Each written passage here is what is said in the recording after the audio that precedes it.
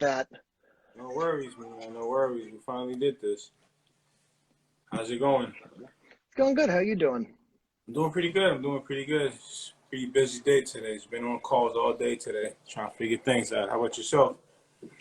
Same, pretty much the same. It seems every day is pretty much phones, calls, Zooms, and all these different chats and stuff. So, but I'm really happy to have the opportunity to talk to you. Oh, for sure. I think the timing is a little off. Oh, sorry about that. Okay. Is it off? Are we good now? Let me see. I'm good. Are you good? Yeah, I'm good, but I'm just saying, like, I hear you after you speak. I hear it after. So there's like a long Oh, pause okay. after. So it's all good. Right. But yeah. So, how's it going? How's the campaign going? So, It's good. Campaign's been going good. It's obviously a unique experience campaigning in this environment with COVID and everything else going on.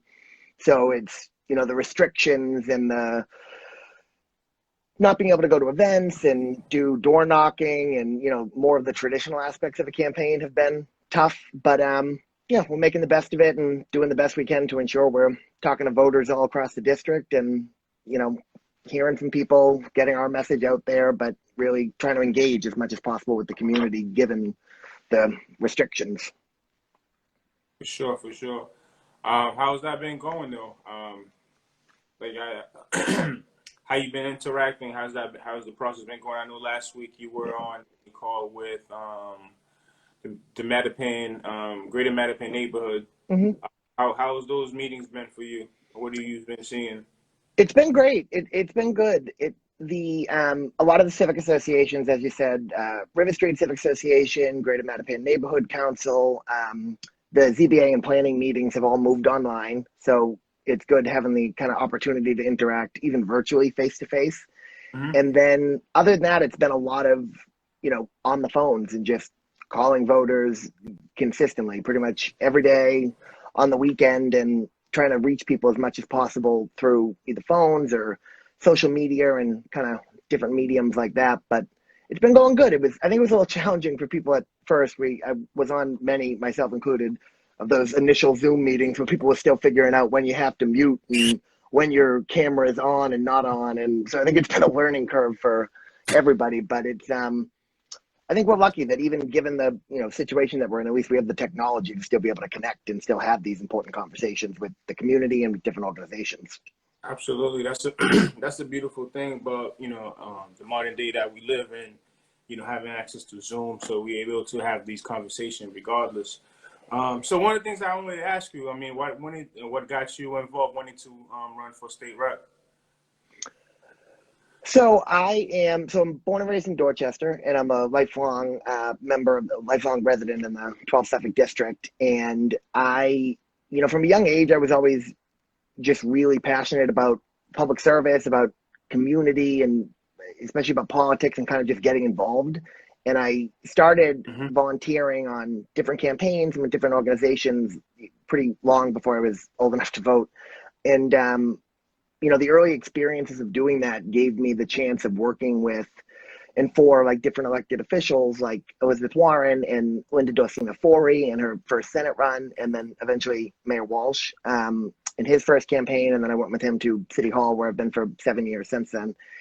And so I've been in public service and around campaigns and stuff pretty much my whole life. And when Representative Cullinane decided he wasn't going to run, I got a bunch of phone calls from people across the district saying, maybe this is something you should take a look at. And, I was always a behind the scenes guy. So putting myself out there was definitely, I needed to consider that and think about it a bit. But it essentially kind of came down to that.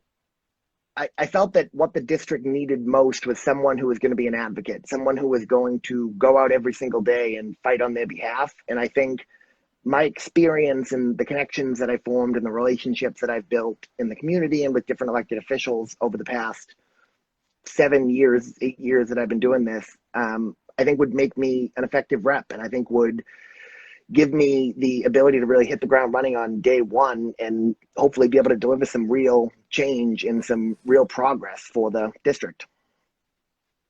Okay. What are you fighting for? What is one of the primary topics that you're running for? I think boiling it down to one over, from jobs to education to transportation to, all different factors, investment in small businesses, I think the number one thread that kind of connects all of those things is access, and ensuring that access is felt not only by some in the district in certain areas, but everywhere.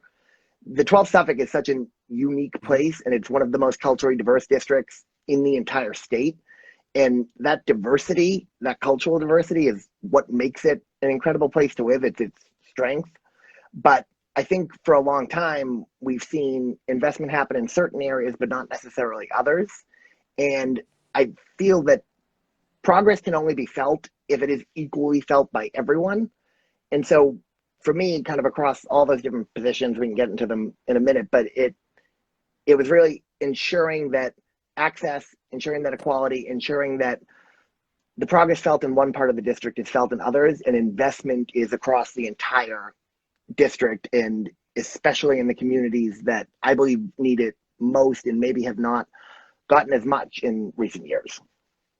Which is those areas as you can you mention which is areas that you speak of? In terms of the ones who I think haven't gotten as much investment, I think Mattapan's a great example of, Mattapan is an area that is, we've seen it, you see it right now with the civic associations and different things happening and going on.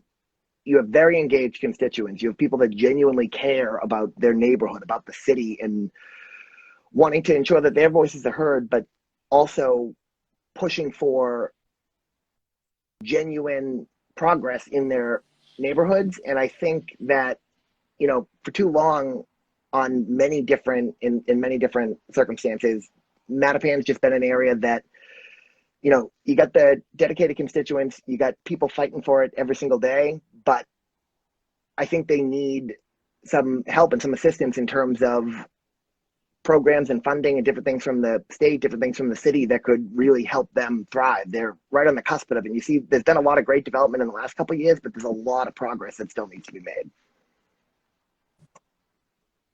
And then, obviously, you think you could help with that, correct? As Yeah, far as I do. Yeah, based on my experience and based on, the work that I've done in my time at City Hall and, the relationships that I've formed with people across the city and with different communities, I think that I would be someone who would be able to be helpful with that, and someone who could help, deliver those real results and shine that spotlight on in the entire 12th Suffolk District, but, especially a neighborhood like Mattapan. Okay. What would be one of the first things that you want to address there? Well, I think when we talk about, I've seen a lot of candidates, not just in this race, but in general running this time, talking about what we need to do to build back from COVID as we're going to be coming out of this, and businesses and different things are going to start opening up. And I think that's a very important conversation, but I also don't want us to lose sight of the fact that I don't think things were perfect before. Schools were not funded to the highest priority they should be before. Investment in businesses, infrastructure, and transportation across the field. But I think one of the biggest ones for me, because it's, sort of on the topic right now of what we're seeing as businesses are starting to open up, is investments in small businesses and community revitalization. I think the COVID pandemic has done one silver lining of it, maybe, is it really has exposed glaring and long-term inequities. And there was a article the other day, and it was Global Strategies Group, I believe, which said that only 12% of Black-owned businesses that had applied for funding through the federal government, emergency funding for COVID, only 12% were approved. That's a problem. That's a massive glaring inequity. And it doesn't just end there, though.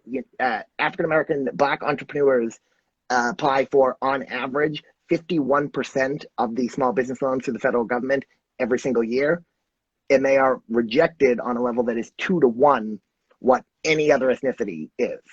So why do you think that? I think there's biases in the system, and I think for too long, I mean, you see it every day, and you see with these protests and different things going on and stuff, people demanding accountability. And it's not just with policing, though. It's across healthcare systems, it's across small business, it's across banking, it's across loans. There's innate biases and obstacles that are put in the place, I think, of Black entrepreneurs and small business owners that their white counterparts simply don't face. And I think we not only need to equal the playing field there, but because some of those areas have not been invested in for so long, I think we need to make a much more impactful investment immediately. And I think that's done in several ways. Of there's grants and stuff from the state that can come in. There's ways of ensuring that low interest loans become available. But I also think that there's great opportunities with working with private industry and bringing in private partnerships in order to, help foster that growth and ensure that these businesses have everything they need to be able to thrive. How do we bridge that gap with, with the city of Austin and Mattapan to get those resources out to the community? Because I think personally, there is a huge gap where small businesses there don't necessarily know the information. They don't have access to the information, and they simply don't even know how to, apply and get approved for those information. So how do we bridge that gap? I think it's a multi-step thing. I think for one thing, you're seeing, I just know from coming from the city, there's been a lot of work and a lot of time taken to look at this and try to correct this imbalance. And I think we saw it this week with the announcement of the ensuring that Mattapan restaurants are going to require the liquor licenses, which is fundamental for any restaurant to be able to succeed. But I think a big part of it's exactly what you just said. It's ensuring that the opportunities and the ability to apply for these programs, these grants, these loans are there. But it's also ensuring that we are reaching out to the community. We're actually on the ground in the community, working with these people every single day to help explain how you apply, what the process is you're going through, starting a business and coming up with a business plan and a model of how to grow and be able to, continue on day to day. And I think that a lot of that just comes from it's simply being in the community, and it's simply ensuring that you are always, and elected officials especially, are always available for those questions, for providing that help. And it's also pointing people in the direction of, great different organizations like, Mattapan Tech, which does a lot of programs with training older residents as well as younger residents in job training programs and stuff, and also sits down and teaches them how you apply for these different things, these different grants, these different organizations. And I think more investment in community programs like that, but also more accessibility with elected officials and really streamlining how you can apply and how you can secure this funding and different resources. Here's something that I've been thinking about. You have these state reps who, they just report to to the state house, right? Mm-hmm. I mean, why is it that each state rep, for their district don't have an office in their particular district so, the community could have access to them? I mean, maybe not necessarily having being there every day because they may have other things that they have to take care of, meetings at State House, but at least once or twice a week, they should be in the community to actually walk around, shake hands.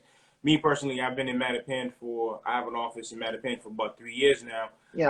I don't think I've ever seen my state rep. I've never seen my city council, walk around. I think maybe once, a couple of Christmas ago, the mayor came down and actually, lit up the tree. So I think this is why there is a huge gap, especially in this community. I don't know how other community works, but why isn't it that like Dorchester, these areas? I grew up in Dorchester, same thing. Yeah. I don't have recall seeing my state rep, be involved with the community. Like I think that's something that's definitely missing that should be addressed. What do you think? Yeah, I think you're absolutely right. One thing also, the one thing the state actually just did recently, I believe it was a year ago, and part of it was starting in the next legislative session, state reps are going to be given a certain amount of budget. It's a certain amount per year, depending on how close they are to the state house, which can be used for creating a district office. And I can tell you, if I was elected, that would be a huge priority for me, because I totally agree that, it's important to be at the neighborhood. It's important to be at events. It's important to show up at civic associations and do all that stuff too. But I also do think it's important, if I'm in the state house, 2 days a week, and those 2 days are spent in session and going from meeting to meeting, it could be difficult for, if a resident, they can call me, but if they want to talk face to face, it can be difficult.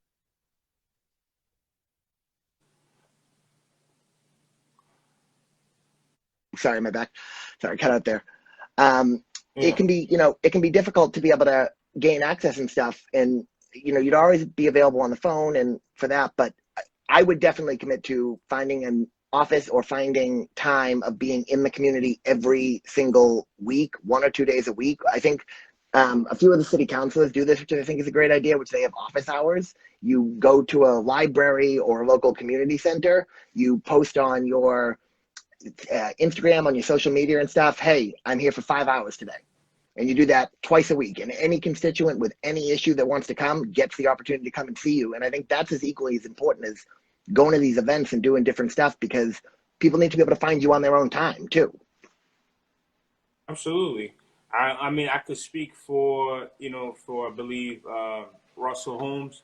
I think, Mm-hmm. and Liz, I think those are, two politicians that I primarily see at those events. You know what I Yep. mean? But I don't typically see, these other politicians. So I think that it's important, you know what I mean, to be in the community, since that's the community you work for. So you need to be there to see it. So I mean, whoever is a state rep, who was a state rep from Mattapan, who was a city council from Mattapan. I mean, I know both are stepping down. I mean, Mattapan stayed the same since I've been growing up. You know what I mean? Mm-hmm. I think they only changed one of the stores. They did a little, did some work for them.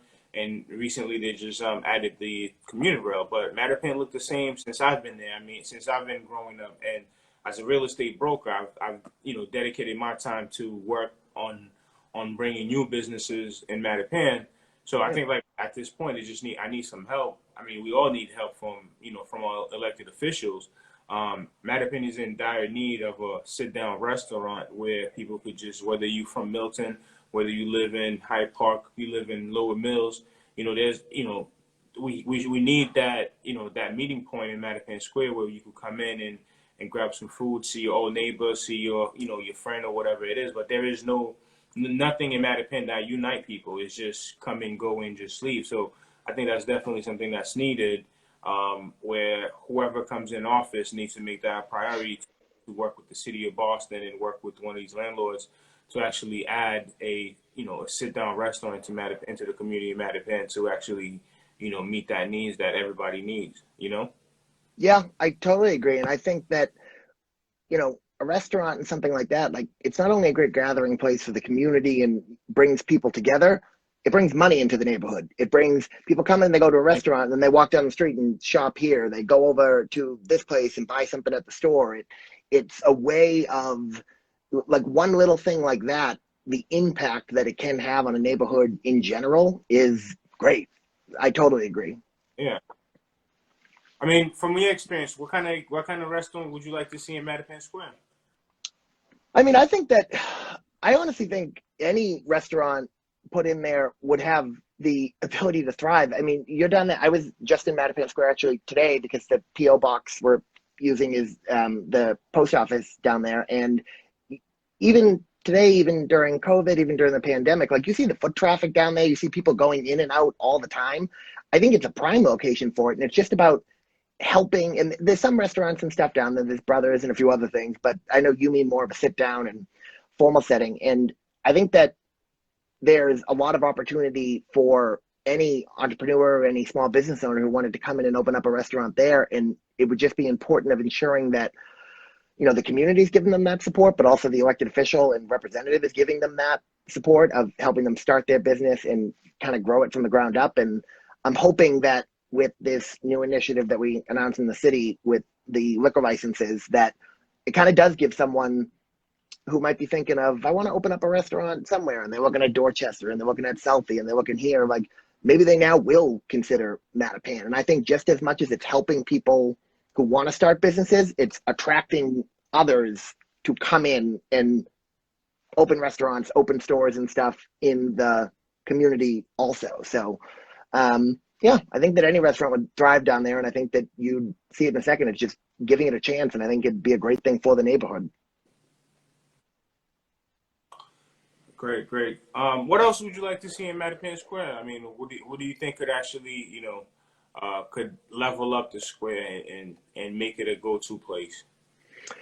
I think it's a couple different things. It's the investment in the small business and it's all that stuff. It's the transportation in general with the MBTA. It's creating more access to public transportation, ensuring that those bus lines are running far more frequently, bringing people in and out as they're going to work or coming into Mattapan Square. We have the trolley, which is great, and it's, historic and very nice, but I think that being the main mode of transportation for people going to and from work and coming into and out of Mattapan Square, I don't think is sufficient. So I definitely like to see more access to transportation down there.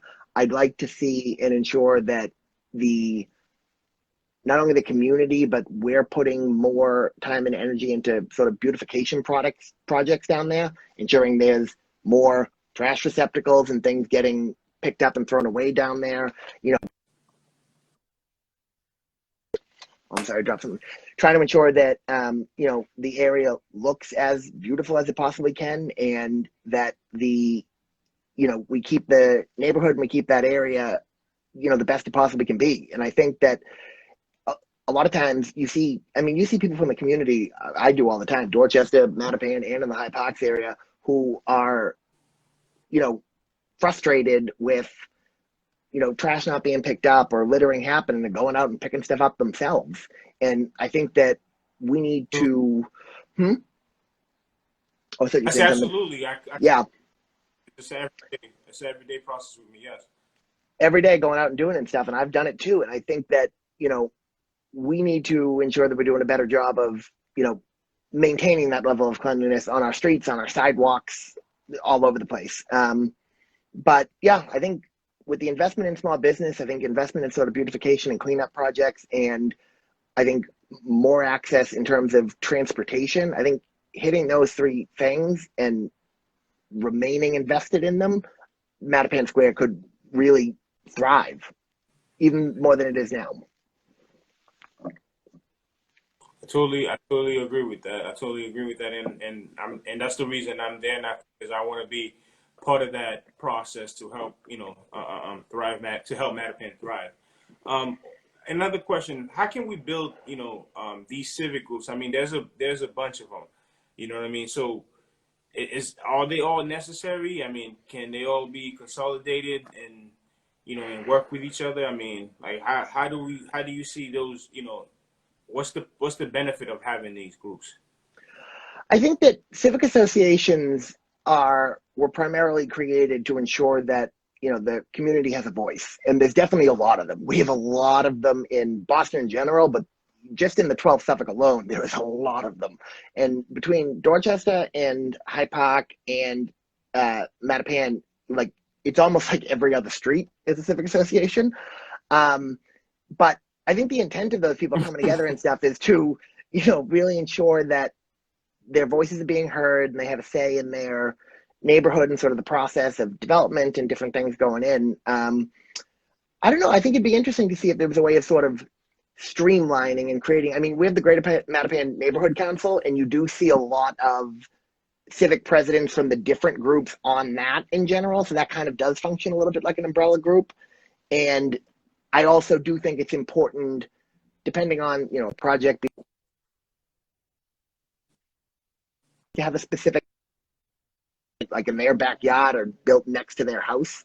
But so I think the civics provide a vital function, but yeah, I think I definitely like to see more collaboration there and kind of more bringing people together centrally, because I think you have much more opportunity to not only get things done, but ensure that everyone's on the same page. You're being frank and honest with everyone and what you're talking about, what developers, when they're coming in, what different projects being proposed are.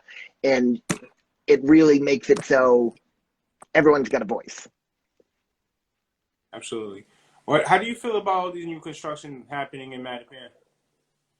I think there's some good construction happening in Mattapan, but I think we need to do a better job of ensuring that the community has a say in the projects being developed.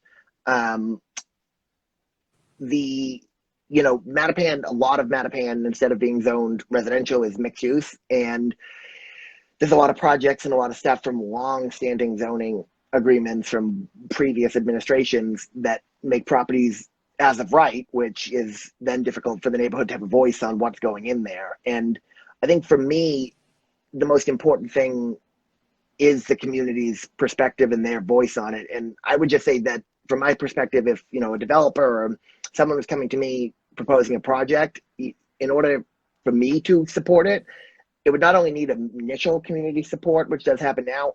I'd want the community involved every single step of the way that the project is going on, updating, being available, and ensuring that not only are they checking in with the community, but they're updating them on the progress of the project and working with them to ensure that it's both beneficial for the neighborhood, because I think a lot of the development stuff can be, but it's, the construction's not impeding their day-to-day life or causing issues in the neighborhood either.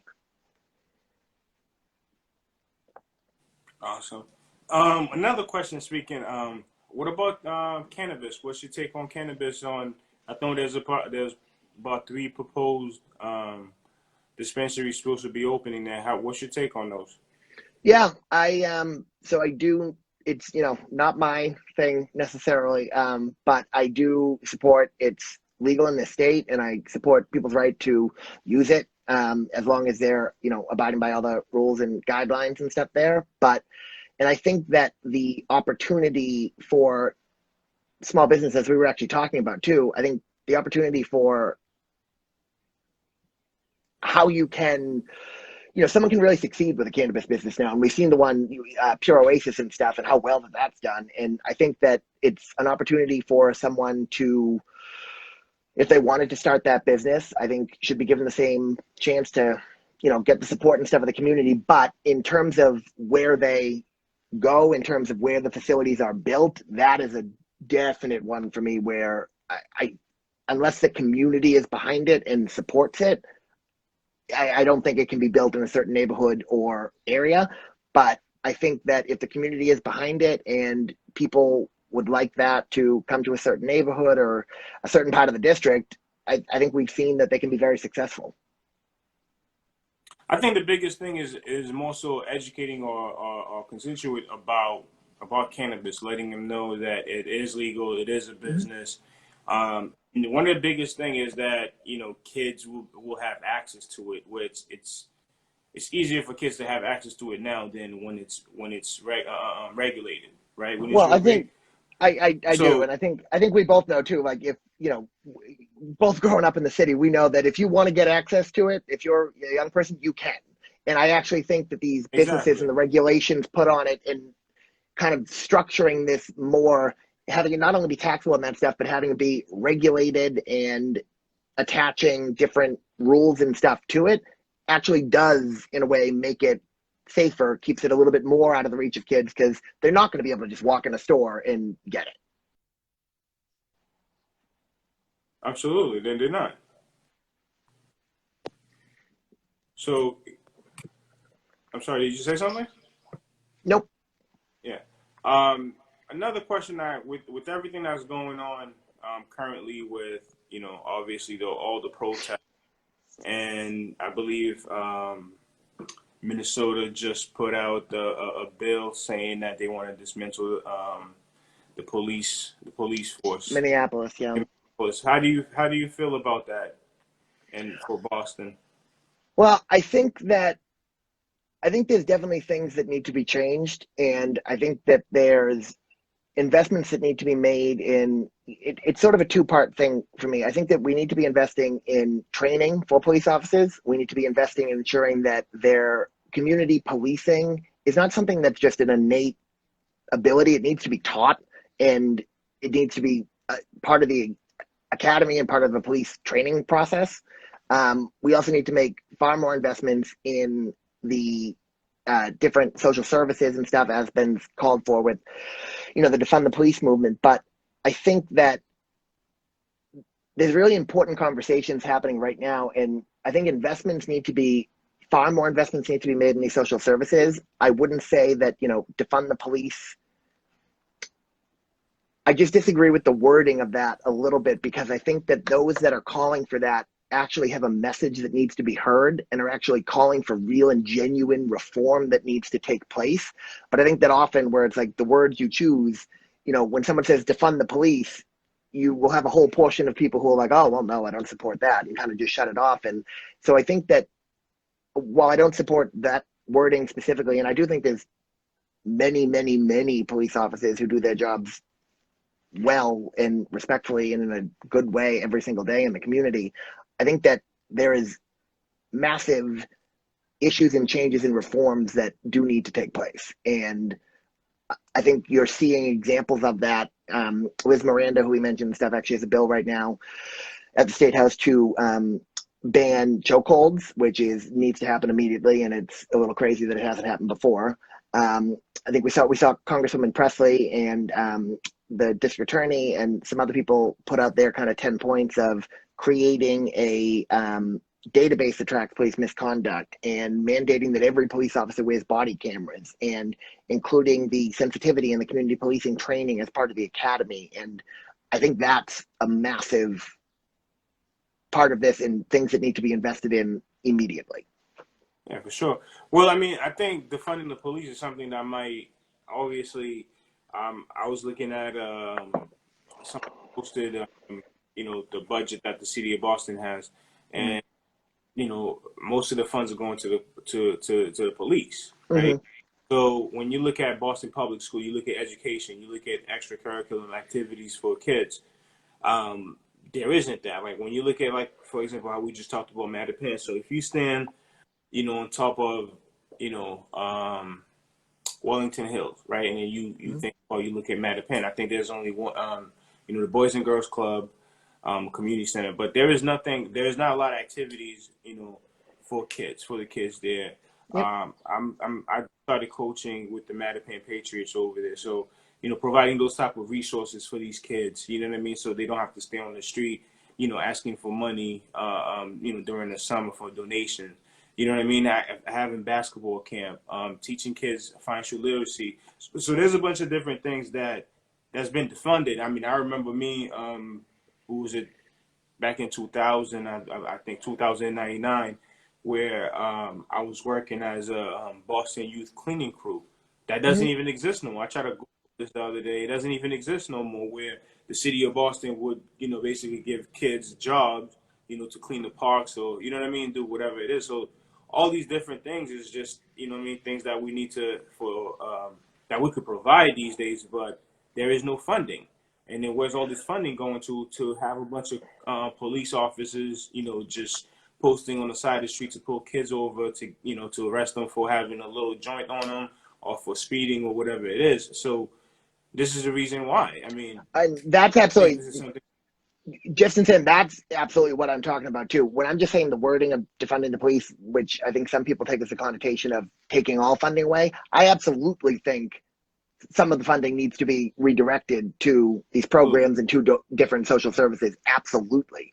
And in addition, we need to be thinking of other ways that we can have the revenue and have the resources to be able to provide for, when it comes to budget cuts, when it comes to things being deemed not essential, services and programs for our youth, for kids, should never be the ones on the chopping block ever. And we need to do a better job in general of making investments into those different programs. I think one thing the city does do is, I don't know if they do the cleaning thing anymore, but they still do the summer job programs, which for 7 weeks during the summer matches inner city kids with a different private company or corporation for job placement and allows for mentorship and different access to, people and a chance to kind of see, like, would I want to work in this field, or would this be something that would be interesting to me? And I think that continuing events and that sort of stuff is important, but also when it comes to education funding in general, investments in after school programs, investments in camps and summer programs and different things for kids needs to be a much bigger priority than it has been in recent years. Absolutely. I mean, again, that's just what my focus is. You know what I mean? It's providing things for the youth to be able to keep them, to keep them active, to keep them learning. Yeah. I know from my experience in being a Boston public school product, I didn't really learn anything there. So and these days, and charter school is being pushed on us, is being pushed on a lot of communities. And I recently had some kids from a charter school intern in my company, and I don't think they're learning anything there neither. So Yep. at the end of the day, we just got to find ways to continue educating our youth and making sure that they are, being productive in society and they are learning. So that's just, what I mean? That's just what I'm saying as far as, you know, providing all these funds to these cops when what are they really doing is just arresting people and putting them away and not necessarily being treated for whatever issues. You know what I mean? So Yeah, it's absolutely. just thing that all these things need to be, redirected. We need to have these conversations and come up with a new plan and dismantle all these, systems that, that's not really helping, helping us or helping the world, right? Yeah, I think absolutely. And this is definitely the time for these conversations and definitely the time for looking at where these investments need to be made. And I think you've hit the nail on the head there of that kids and these programs and these opportunities and stuff. I totally agree with that. Awesome. My other question, I have another question, is regarding this morning. Robert Johnson, former CEO of BET, put out a plan for reparations. What is your take on reparations? I think that it's something that needs to be looked at. And I think that I didn't have a chance. I haven't seen that specific plan, but I'll definitely take a look at it. But I think that, what we're seeing right now is the need to correct systemic imbalances. And I think that until conversations like this are had, until we and the government and people actually take a genuine look at something like reparations, I don't think we're going to be able to move forward because, in order to focus on and in order to kind of look forward, we do need to look back and we do need to atone for things of the past. And just as I've said that, you have businesses and you have historically when Black businesses are less likely to be funded and less money going into schools in certain communities of color, I think you see clearly and across the board issues around funding not being invested in people of color and neighborhoods of color. And I think that in order to correct that imbalance, there's a lot that needs to be done. And if reparations ends up being that, if that's the way that we can kind of correct this imbalance, make these investments in the community, and I'd be very interested. I'm going to look after this at that plan. I think that's definitely a conversation that needs to be had, and a conversation that needs to be had now at the forefront, and people not shying away from it and stuff as we've seen in the past. Like, it needs to be addressed. Absolutely. So, last question. What's your prediction for the end of the year? I mean, it's so we almost at the middle. Next week we'll basically be the half of we'll be at the half of the year. So what's your take for the? Because I wasn't expecting to get all this for 2020. You know what I mean? And then here we are with Kobe's death, COVID, now all this craziness. I mean, does it get any better or does it get worse? I think it only, with COVID is one thing of hopefully it's going to get better. There's going to be a vaccine found. We're going to be able to move forward and start kind of opening up the economy and stuff, but in a very safe and responsible way. And then for those other things, I have hope that it's going to get better, but I think it's only going to get better if people are having these conversations about these different issues as we were talking about today. And it's confronting realities. And I think I can just say as a white person, for white people, I think there's a real need we need to have uncomfortable conversations. We need to hear from these communities that have been closest to the pain and the things that have been happening recently and with the murder of George Floyd. And I think that if we can do that, if we can come together and have these conversations, if we can raise those voices in communities of color that for so long have gone unheard and actually use this moment, use this terrible, terrible situation to actually be able to affect real change, to actually be able to start moving forward in a different direction that is a direction of equality, a direction of access and availability for all, and a direction that allows everyone to be able to thrive, then I think we can truly move forward. But it's all going to start with listening. It's going to start with educating ourselves, and then it's going to start with talking about the ways we move forward. So how do we have this conversation where, for instance, earlier I saw a video, this guy is in his yard, I'm assuming, with all of these Trump posts, whatever it is, and then he's literally kneeling on somebody while the protest is going by. So how do you have a conversation with a person like that, that obviously understands and knows, but he just decides to be ignorant and whatever you want to call them? So how do we do we just avoid these people, or how do we? I don't know that it's avoiding. I think that people that are doing the wrong thing, but what I think it comes down to is everybody else needs to be calling it out.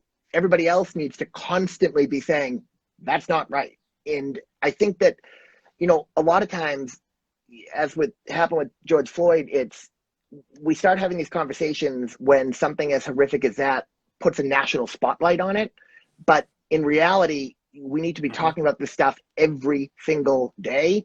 And every one of us, white, Black, Hispanic, Asian, every one of us needs to be calling out examples of racism, examples of brutality, examples like you just described in our daily lives. And while there's some people that might not, listen or work with reason, I think if you get people together loudly condemning those actions, hopefully that'll eventually be able to make a change too, and kind of be able to help us make progress. And I think also that a lot of that, I'm hoping that things will change also when the current occupant of the White House and his, that's a much longer conversation, but when he's out of office, when we can remove him from office and get in a president that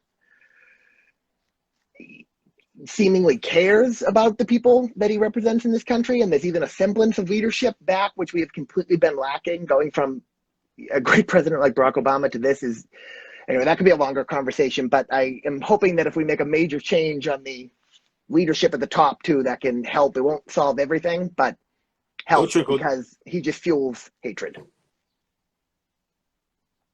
Absolutely. So, we're about to wrap up here. I just got a couple more questions. So what are the top, I think we briefly just talked about it, but what are the top 3 things that you love to, to address as soon as you get in office? Yeah. I think that for me, investments in small business and revitalization and jobs are a huge part of me, but since we already talked about that, I'll go on education, transportation, and housing.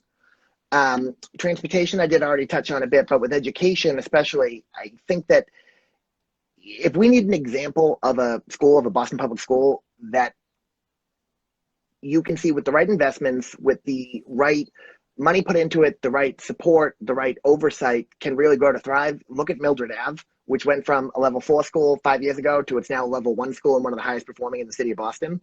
And there's no reason we can't replicate that in every school across this district.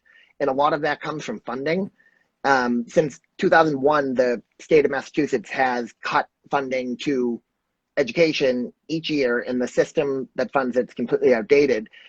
But in the last 20 years, it looks something like cutting funding about 31% per student. And we should never be cutting funding in education. We should be expanding it. And the House just passed a bill, the State House just passed a bill, the Student Opportunity Act, and it puts $1.5 million into education. And in addition to that, I think there's also there's more money that needs to go in, and we need to be developing a system that is not just putting lump sum payments into education, but continuing to provide year after year after year, so they're able to grow and our kids are able to get the best opportunities education possible. And one of those was Bill, Sonia Chang Diaz, as a state senator, had a bill last year that would have put another $1 billion into school funding, and that would have helped with English language learners and children with disabilities, and especially students who come from low-income neighborhoods. And it passed the Senate, failed in the House. And that would definitely be something that I would push for if elected. And did you want to say? Yeah, I was going to say, how do you feel about, one of the things that, just relating back to me is just having teachers. One of the biggest things, I mean, yes, about, funding these schools, but how do we make sure that our teachers look like us for the kids? You know what I mean? So, because again, speaking for me, I remember when I was in high school, though, like now at this age, the only person I could remember was the person that looked like me that, that taught me a few good lessons in life. You know what I mean? What I learned from some of my professors, it was just textbook material, but nobody gave me, life advice where I carry on till these days. You know what I mean? So how do we make sure that we have people that look like us, not only, that look like us and to educate us? How do you push, to push forward for that and try to make sure that, yes, we do get the funding. Funding is going to people that looks like us to make sure that they could educate us on. Well, I think that starts with, I think actually that's an important thing with education too, is you know, ensuring that kids in communities like Mattapan who are going to school and want to become teachers, opening the door and ensuring that they have access as a pipeline to college there. There's mentorship and programs that are set up in order to, encourage that, in order to help people become teachers and then eventually give back to their communities. Because I do agree with you that, in schools and in certain areas and stuff, I think that it's really important to be able to see that and to be able to see that representation in yourself. And so I think that investing in ensuring that, kids from inner city schools and across the city who are interested in becoming teachers, interested in going to work in education, or actually interested in working in pretty much any field, that we're helping create a pipeline to college for them. And there's a lot of different programs that are out there that if, you go to school for being a teacher, you teach a certain amount of years in a public school and your loans can be forgiven and you can be, debt free. And I think that in explaining to people that programs like that are out there more would definitely help increase that field. What's your take on student loan forgiveness? I support student loan forgiveness. I support making college, I'd like to make it free, but making it far, far more inexpensive than it is right now.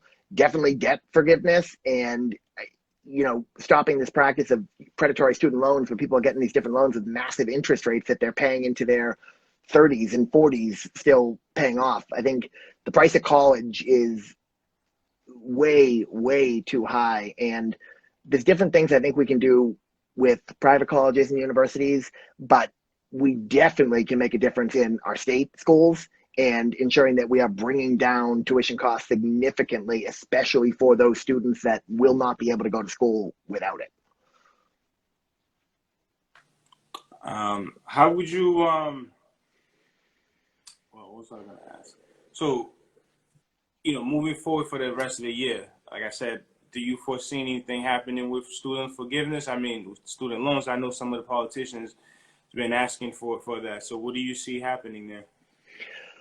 I think by the end of the year, I think it might be tough to see it by the end of the year only because I think this year and once, stuff starts going back to normal, I think so much of the energy and the resources around funding and where money is going to do with kind of rebuilding from COVID, from what we're kind of coming out of.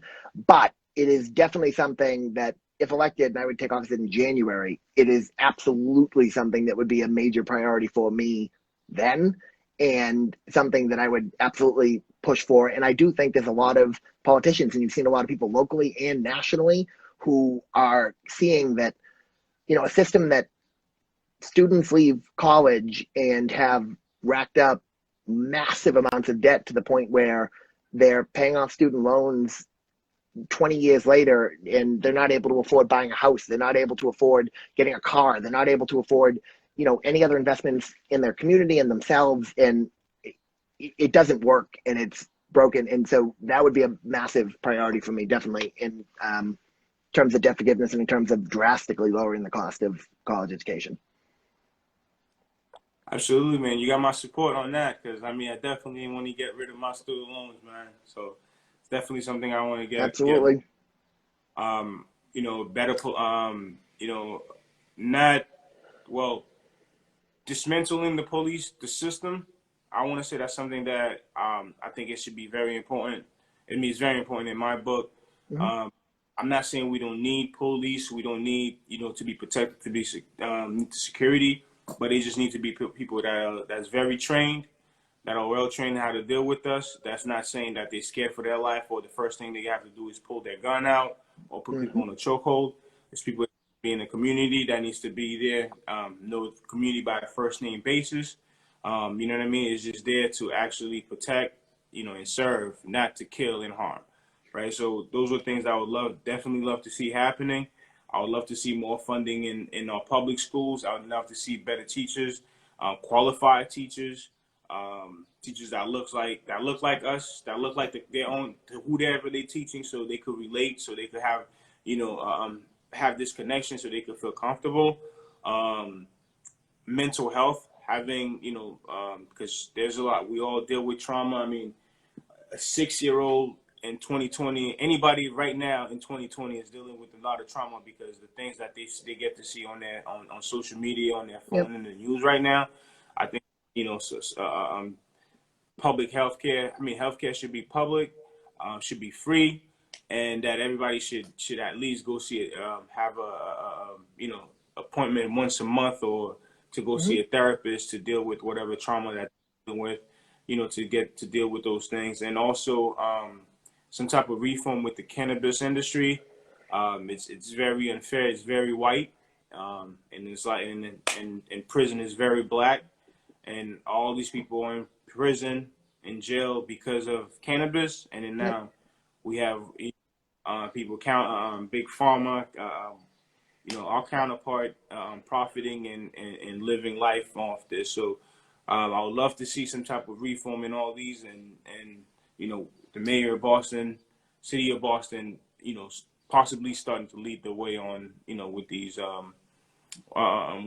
reforms. So I'd like to give you the last minute 40 seconds on talking about yourself and Mm-hmm. your how people reach out to you. Yeah. And stage is yours. That's great. Thank you very much. And thank you again for having me too. As I said, it's not the easiest time campaigning during this and stuff. So opportunities like this to get to have conversations and get to talk face to face are great. And I really appreciate it. Yeah, so for anyone, listening and stuff or watching this later, I'm Cam Charbonnier, and I'm lifelong Dorchester resident and resident of the 12th Suffolk District, and I'm running for state representative. If you want to learn more about me or the campaign, you can go to camforrep.com. My Twitter is @CamForRep, and Facebook is Cam Charbonnier for state representative.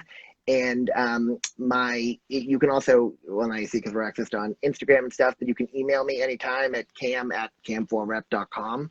And I really hope to have the opportunity to connect. It's speaking to voters and talking to people across this district was my ultimate hope in running for office. And I've been able to do that through the phones and different things, but it's definitely harder during COVID. And so I want to ensure that I'm always available, always there to reach out. And so I would encourage anyone, if they have any questions, want to talk, any issues, or want to know my position on anything, or tell me about theirs, to reach out. Because I think, as you've said and hit on a little bit,